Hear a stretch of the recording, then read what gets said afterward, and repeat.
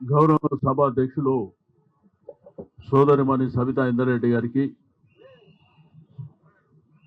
ఈనాటి ఈ కార్యక్రమ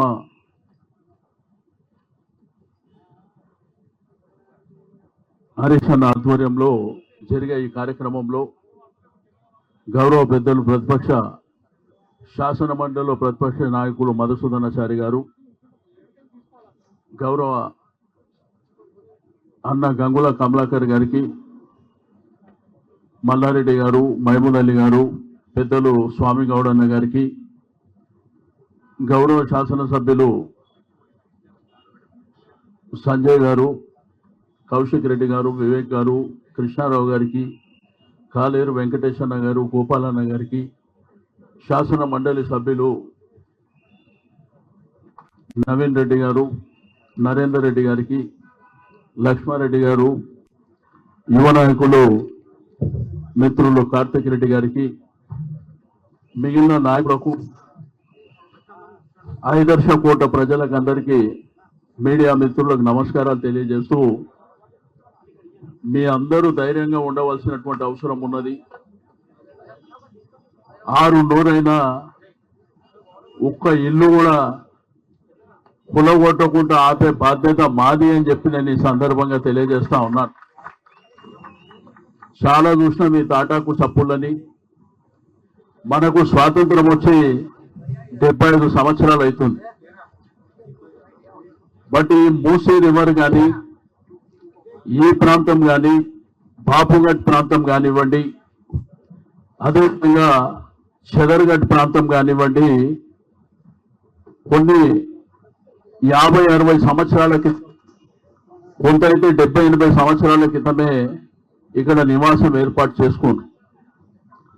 ఈరోజు మున్సిపల్ ట్యాక్స్ కడుతున్నాం, కరెంటు బిల్లు కడుతున్నాం, అదేవిధంగా వాటర్ బిల్లు కూడా కడుతున్నాం. ఎందుకు ఆ రోజు పర్మిషన్స్ ఇచ్చారో ఈ ప్రభుత్వం చెప్పవలసినటువంటి అవసరం ఉన్నది. ఇదంతా రివర్ బెడ్ అని చెప్పి 3-4 రోజుల నుంచి అధికారుల హడావిడి, ఎక్కడ చూసినా కానీ ఆ మార్క్ వేసిపోవడం అనేది ప్రజలని ఒక భయానకమైనటువంటి వాతావరణంలో నెట్టేసి, ఈరోజు గడిచిన 10 సంవత్సరాల్లో కేసీఆర్ గారి నాయకత్వంలో ప్రభుత్వాన్ని మీరు చూశారు. కానీ ప్రభుత్వం వచ్చి 8 మాసాలు కూడా కాలే. ఈ 8 మాసాల కాలంలో చేస్తున్న అరాచకాలను కూడా మనం చూస్తూ ఉన్నాం. అందుకే మీకు ధైర్యం చెప్పడమే కాకుండా, ఈరోజు తెలంగాణ భవన్లో న్యాయవాదులకు సంబంధించినటువంటి అడ్వకేట్స్ ని కూడా ఒక కమిటీ కాన్స్టిట్యూట్ చేయడం జరిగింది పార్టీ. ఈ కేసు కూడా మేమే కొట్లాడతామని చెప్పి నేను ఈ సందర్భంగా తెలియజేస్తా ఉన్నాను. ఎవరు కూడా మరి భయపడవలసినటువంటి అవసరం లేదు. ఈరోజు బుల్డోజర్లను తీసుకొచ్చి హైడ్రాని ఒక మంచి వాతావరణాన్ని చెడగొట్టేటువంటి ప్రయత్నం చేయడమే కాకుండా, డబుల్ బెడ్రూమ్ ఇల్లు ఇస్తామని చెప్పేసి ఒక జీవో ఇచ్చింది గవర్నమెంట్. నేను అడుగుతా, మొన్నటిదాకా మా ప్రభుత్వం ఉన్నప్పుడు డబుల్ బెడ్రూమ్ ఇల్లు ఎక్కడ కట్టారని అడిగాను. మరి ఇప్పుడు ఏ డబుల్ బెడ్రూమ్ ఇల్లు ఇస్తారో చెప్పవలసినటువంటి అవసరం ఉన్నది. దగ్గర దగ్గర 68,000 ఇండ్లు, డబుల్ బెడ్రూమ్ ఇండ్లు మేము ఆల్రెడీ అలాట్ చేసినాం. కట్టిన ఇండ్లన్నీ అలాట్ చేసినాం. నేను ఈ యొక్క వేదిక ద్వారా ప్రభుత్వాన్ని అడుగుతున్నా, నిజంగా 16,000 ఇండ్లు బాకీ ఉంటే ఆ వివరాలు పంపించండి, ప్రెస్కు రిలీజ్ చేయండి. మోసం చేస్తారు ప్రజల్ని. డబుల్ బెడ్రూమ్ ఇండ్లు ఎక్కడ లేవు. అనవసరంగా మోసం చేసి ఈరోజు 16,000 ఇండ్లు మీకు రిహాబిటేషన్ చేస్తామని చెప్తున్నారు. ఎక్కడనో జియాగూడ ప్రాంతం కానీ, లేకపోతే సికింద్రాబాద్ ప్రాంతం కానీ, ఎల్బీ నగర్ ప్రాంతం కానీ, అదేవిధంగా మేడ్చల్ ప్రాంతంలో కానీ కొన్ని ఏరియాలో కట్టిన ఇళ్లలో కొన్ని ఇండ్లే మిగిలినాయి. అంటే మొత్తం కలిపితే 700-800 కూడా లేవు. కానీ వీళ్ళు 16,000 ఇండ్లు ఇస్తామని చెప్పి మోసం చేస్తూ, నేను ఈ ప్రభుత్వాన్ని డిమాండ్ చేస్తున్నా, నిజంగా 16,000 ఇండ్లు ఉంటే మీరు ప్రెస్కు రిలీజ్ చేయండి. ఎక్కడ కూడా ఇల్లు లేవు. అయినా ఇక్కడ స్థానికంగా 40-50 ఏళ్ల నుంచి మీరు ఉన్న తర్వాత ఎక్కడో ఇస్తే పోతామంటే మీ ఉపాధి ఎక్కడికి పోవాలి మేము? ఉద్యోగం చేసుకోవడానికి కానీ, లేకపోతే వ్యాపారం చేసుకోవడానికి కానీ, పిల్లల చదువులు మార్చ్ ఏప్రిల్లో ఎగ్జామ్స్ ఉంటాయి పిల్లలకు. అప్పటి వరకు ఆ పిల్లల్ని ఎక్కడ?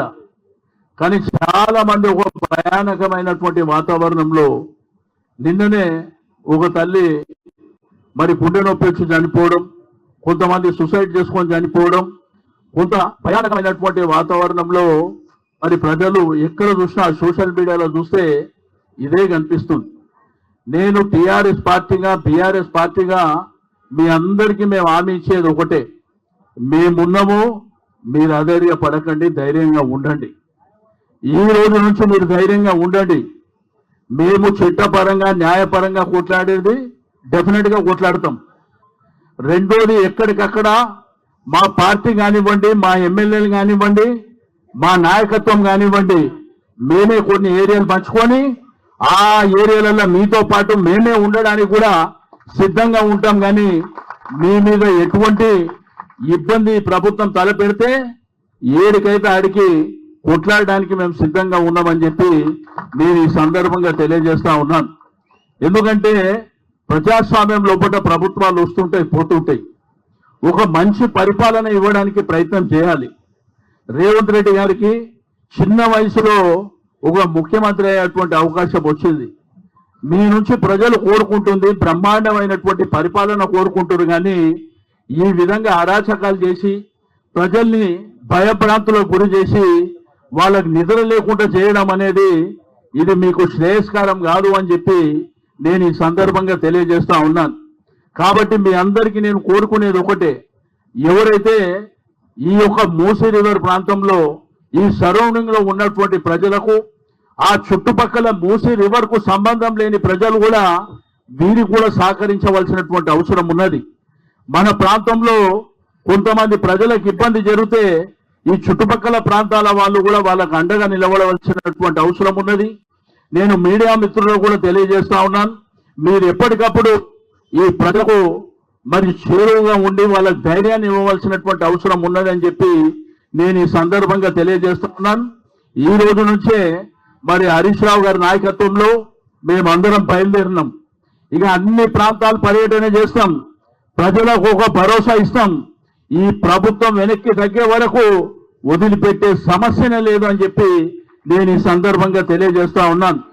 మీరు ధైర్యంగా ఉండండి, తప్పకుండా మేము మీకు అండగా నిలబడతాం.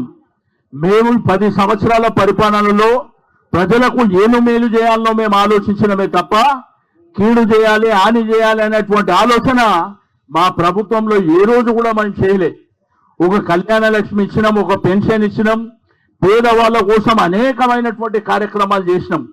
రెండోది, పేదవాళ్ళతో పాటు ప్రజలందరూ కూడా సంతోషంగా ఉండాలని మన ప్రభుత్వం కోరుకుందే తప్ప ఏ రోజు ప్రజల్ని ఇబ్బంది పెడితే, ఈ రోజు మీకు అందరూ తెలుసు, ప్రజల్ని ఇబ్బంది పెట్టినటువంటి ప్రభుత్వాలు ఎల్లకాలం ఉండవు. శాశ్వతంగా ఆ పార్టీలు మూసుకునే పరిస్థితి వస్తుందని చెప్పి నేను ఈ సందర్భంగా తెలియజేస్తూ, మీరు ధైర్యంగా ఉండండి, తప్పకుండా మీకు అన్ని విధాలుగా అండదండలుగా మేము ఉంటామని చెప్పి నేను తెలియజేస్తూ సెలవు తీసుకుంటున్నాను.